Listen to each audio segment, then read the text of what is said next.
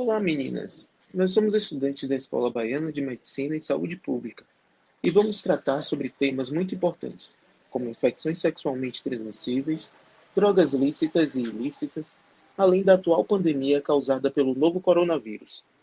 Por isso, vamos usar um exemplo da Marina. Olá, doutor. Olá, Marina! E aí, como está indo? Tem se cuidado bem nessa pandemia? Ai, doutor, o senhor sabe como é. De vez em quando rola uma baladinha, uma saída aqui, outra lá. Ô, Marina, eu entendo que você se sinta cansada e entediada em ficar em casa e queira se divertir também, mas alguns cuidados precisam ser tomados, certo? Tipo quais, doutor? Bem, a balada é um ambiente que podemos usar como exemplo. Se você não tomar cuidado, é um lugar bastante propício para adquirir infecções sexualmente transmissíveis, além de ser de fácil acesso a drogas, e agora de acabar se infectando com coronavírus. O senhor poderia me falar mais sobre as infecções sexualmente transmissíveis? Sim, as infecções sexualmente transmissíveis ocorrem principalmente em relações sexuais desprotegidas. O vírus HIV, que pode causar a AIDS, também pode ser transmitido pelo sangue, como, por exemplo, ao se compartilhar seringas e passar da mãe para o filho durante a gestação, parto ou amamentação. Mas como eu sei se estou infectada pelo HIV? Os sintomas aparecem de 2 a 4 semanas após a infecção. Os mais comuns são febre, cansaço, dor muscular, ínguas, dor de garganta, náusea, diarreia, falta de apetite e perda de peso. Podem aparecer manchas vermelhas no corpo que geralmente não coçam de 2 a 3 dias após a infecção com febre. Nem sempre há sintomas, por isso, em caso de relação sexual sem proteção ou compartilhamento de seringas e agulhas, procure uma unidade de saúde para realizar um tratamento que reduz o risco de infecção. E tem algum risco para o bebê? Sim, Marina. O bebê também pode contrair o vírus, e por isso é importante que a mulher seja orientada e tratada por um profissional de saúde, para que não haja riscos de transmissão durante a gestação, e o parto e a amamentação será contraindicada. Mas e se eu estiver com o vírus? O que eu posso fazer? Ouvi dizer que não existe cura. Isso é verdade, Marina. Não existe cura para a infecção do HIV, mas o tratamento ofertado gratuitamente no Brasil permite que a pessoa com o vírus viva uma vida normal. E sobre a sífilis, doutor? A sífilis também é uma infecção sexualmente transmissível e é causada por uma bactéria. Ela possui diversos sintomas que mudam com o tempo. Mudam como? Bem, há estágios dessa infecção, desde uma ferida não dolorosa na região da genitália até aparecem manchas no tronco e abdômen, podendo haver febre e dor de cabeça. Depois, vem um período sem sintoma, podendo durar muitos anos. Por último, observamos os sintomas mais graves, como feridas pelo corpo e problemas no coração. E a sífilis traz riscos para o bebê? Sim, Marina. Se a mulher tiver sífilis e não tratar, durante a gestação o bebê pode ter complicações e nascer antes do tempo, ou nascer com problemas de saúde, como a surdez. Eu não sabia. Quer dizer então que o uso da camisinha pode evitar que eu tenha essas infecções?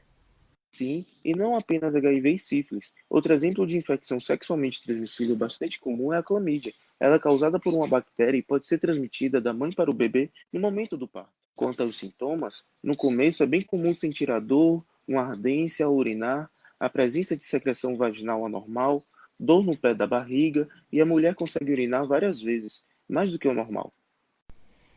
E a sífilis e a clamídia têm cura?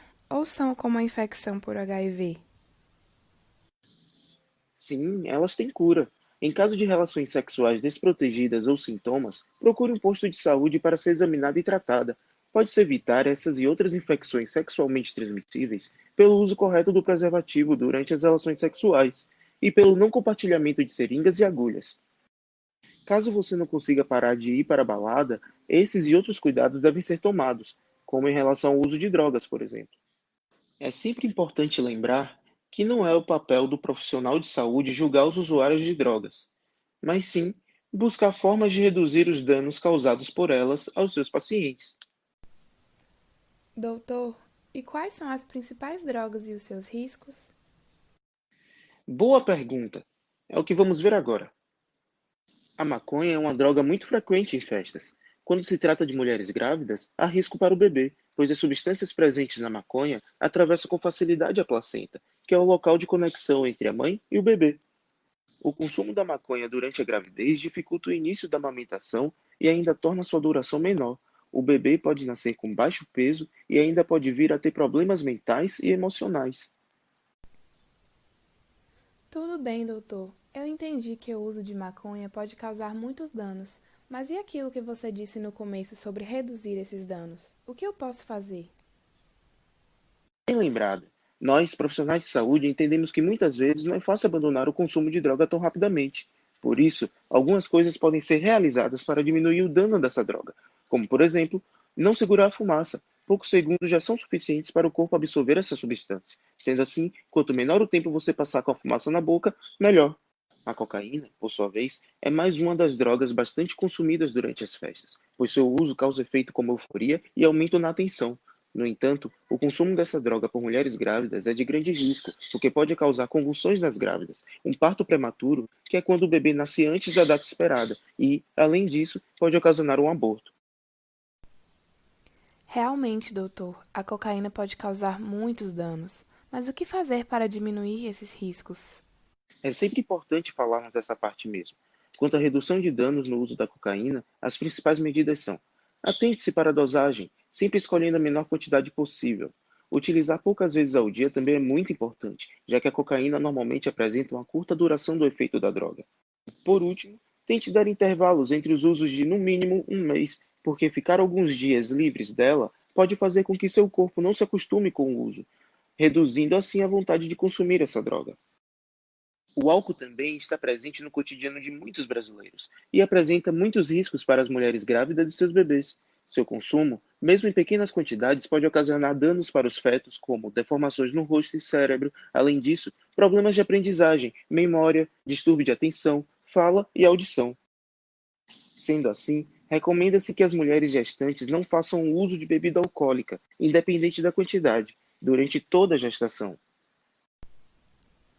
Mas, doutor, quer dizer então que durante toda a gravidez eu vou ter que ficar longe da bebida?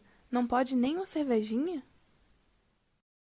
Pois é, Marina. Boa pergunta. Como eu havia dito, o uso de bebidas alcoólicas, independente da quantidade, pode trazer riscos. No entanto, lembra daquilo que conversamos sobre redução de danos? Existem algumas atitudes que podem ser tomadas, como evitar o uso de bebidas com alto teor alcoólico.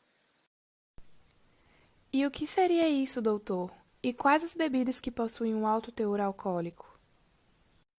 Alto teor alcoólico são aquelas bebidas que apresentam uma grande quantidade de álcool. Por exemplo, vodkas, gin, whisky, cachaça. Essas são as bebidas que você deve evitar mais. Por último, o consumo de cigarros, que também traz riscos para as gestantes e seus bebês. Por exemplo, pode acontecer o descolamento da placenta e um sangramento intenso dentro dessa região, como também aborto espontâneo e parto prematuro. O uso de cigarro também pode levar o bebê a ter doenças respiratórias. Mas, doutor, caso eu não consiga parar imediatamente, o que posso fazer para reduzir os danos causados pelo cigarro?